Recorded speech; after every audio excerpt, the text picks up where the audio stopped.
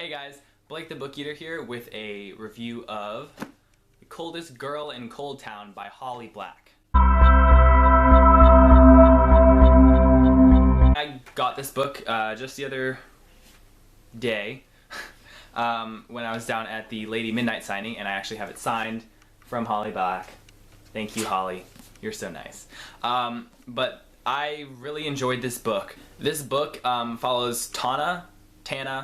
I called her Tana, but some people have said Tana. Either way, Tana. So I'm just saying Tana. Tana, our main character, Tana, is a girl, and she lives in this world, our world basically, but it's after vampirism has basically it's this disease that ran rampant throughout the entire world. So what happens is when someone's bitten, they go cold. And a cold is just like any other infection. It takes them 88 days to get it out of their system, though. And during that entire time, they crave blood, and they'll do anything to get blood, and they'll rip it out. And once they have a taste of human blood, though, they will die and then rise again as a vampire.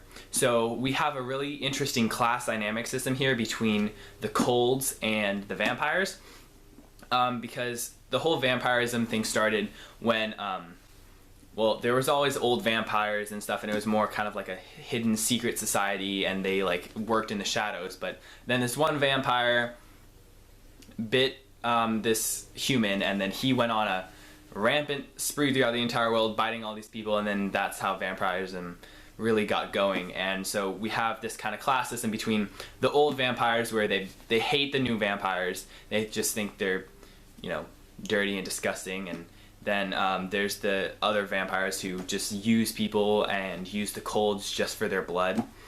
And it's really interesting. And the name of the book comes, the Coldtown. They have these cold towns, which are these walled cities set up all around the United States.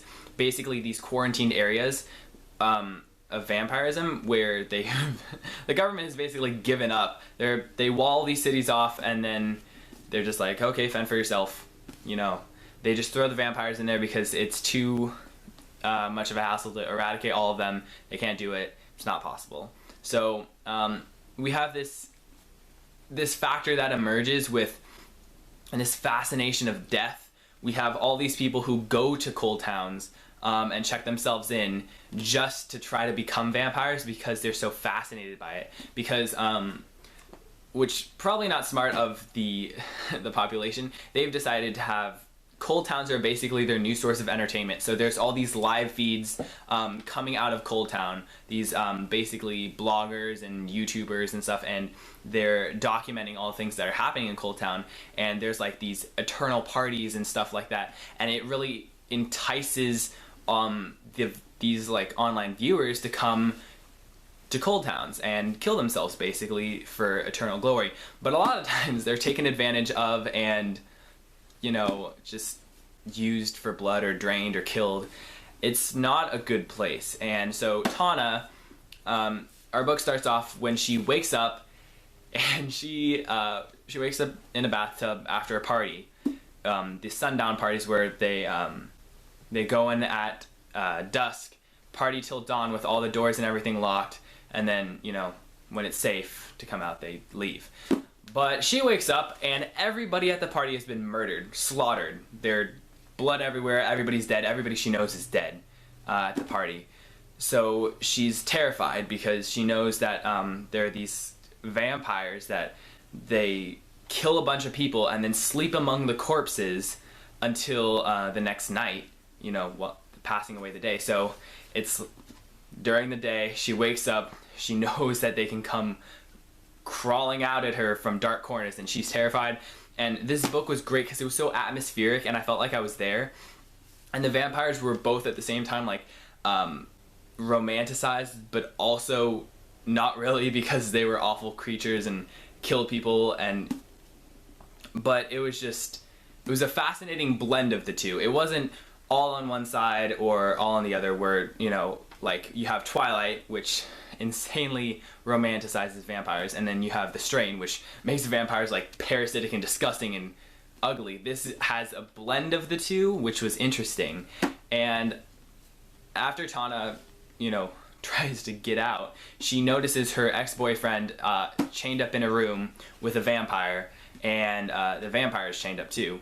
And so she decides she's going to rescue both of them, and they're going to go to Coldtown because she thinks she might be infected. And that's where our story begins, and lots of crazy things happen. We meet a lot of cool, weird people along the way, and it's a great book. It's 4 out of 5 stars for me because while it did have some cliches and just like a few things I didn't like, overall the experience, I enjoyed it immensely, and I would definitely recommend it. So if you think that sounds cool, you should definitely go give it a read.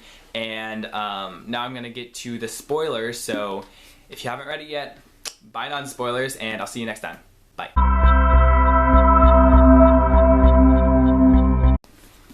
Okay, so this book had me feeling all kinds of crazy because Tana was just a badass. She was so cool. She was smart. She knew exactly what to do. She didn't want to take anything from anybody, and she had, you know, the scar on her arm from when her mom attacked her and almost killed her, and just that whole. And she's also fascinated with the dark side because she, you know, wonders what would it have been like if I was a vampire too with my mom and we could be eternally together and stuff. And that kind of dark side of the protagonist I really liked, and especially when Gabriel comes into the mix. I liked Gabriel at first because he was so dark.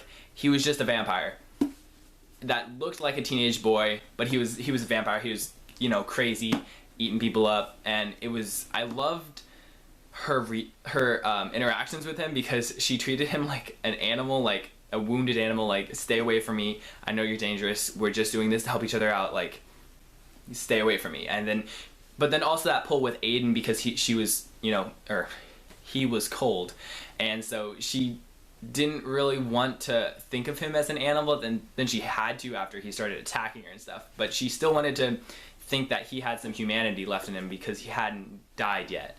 And that leads to the rest stop where Gabriel bites and basically drains Aiden and ruining his chances of, you know, fighting the infection and saving Tana as well. And she's really confused as why this vampire is like saving her life, and I was confused too, and he was confused. We were all confused together. Like, it was okay.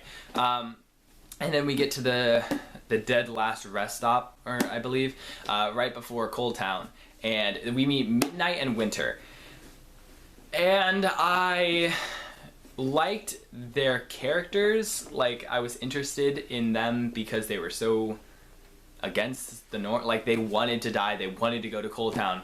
And their mantra, like, no more birthdays. Like, it was interesting. But then I started really not to like Midnight, especially when she trapped Tana and Aiden and basically, you know, almost made Aiden kill Tana. And all she wanted was to be a vampire. That's all she wanted to do, and she actually ended up killing her brother for it. So how'd that work out for you, Midnight? But then they got to Coldtown, and the stuff with Midnight and Winter happens, and we also meet Jameson, and Jameson was so cool. He had a crow. He had like a white crow just like at his disposal, like sending messages and stuff. Like, that's awesome. I want to have a crow. Like, it's cool. And then all the stuff with like Lucian and the backstory with Gabriel, I thought that stuff was great because it felt like it was, you know, harking back to the times of like gothic vampires and, you know, how they went around. And I really liked it. I thought that was cool. And then also contrasted with, you know, Lucian being this insane like party goer and like this celebrity in modern times. And I really liked Gabriel because he was crazy. He was the Thorn of Istra. And I did like it when Tana and Gabriel, you know, they kissed for the first time. I was like, really? Like, we went there.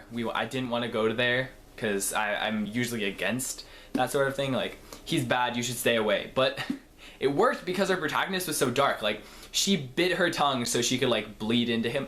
And that was like, ugh, it was like icky to read about, but I was like, ooh, this is kind of cool. Because, like, she's so, like, dark. I mean, not, like, dark, but, like, you know what I mean. She's kind of dark. I just really like this book overall, and especially, like, the end with the action. Like, this book felt fast and slow at the same time because I kind of spread it out over a few days. And so, but this book, like, everything happened because it's a standalone, so like everything was just building to a head and then it was done. And I really like that about it. It wasn't setting up for a series, it wasn't setting up for a sequel, it wasn't setting up for anything.